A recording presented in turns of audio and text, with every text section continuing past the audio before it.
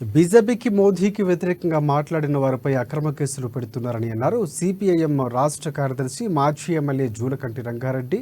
ఇక ఈ ఎన్నికలు దేశ భవిష్యత్తును నిర్ణయిస్తానని ప్రజలు ఆలోచించి ఓటు వేయాలని సూచించారు.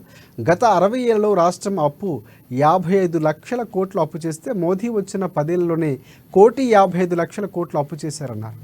బీజేపీకి వ్యతిరేకంగా ఉంటే కేసులు పెడతారని, కండువా కప్పుకుంటే కేసులు మాఫీ అవుతాయని అన్నారు. పార్లమెంటు ప్రజల సమస్యలపై గళం విప్పే సిపిఎం అభ్యర్థులు గెలిపించాలని కోరారు జూలకంటే.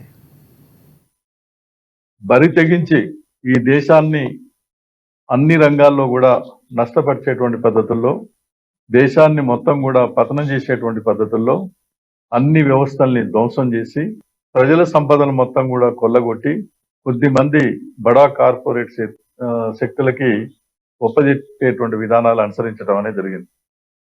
ఆయన ఎన్నికల్లో ఇచ్చినటువంటి వాగ్దానాలకి, ఆయన అనుసరించినటువంటి విధానాలకి ఏమాత్రం కూడా సంబంధం లేదు.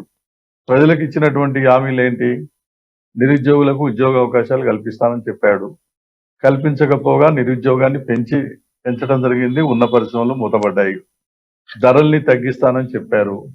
ధరల్ని తగ్గించకపోగా ధరల మీద ధరలు. గతంలో ఎన్నో ఎన్నికలను చూసాం. మన దేశానికి స్వాతంత్రం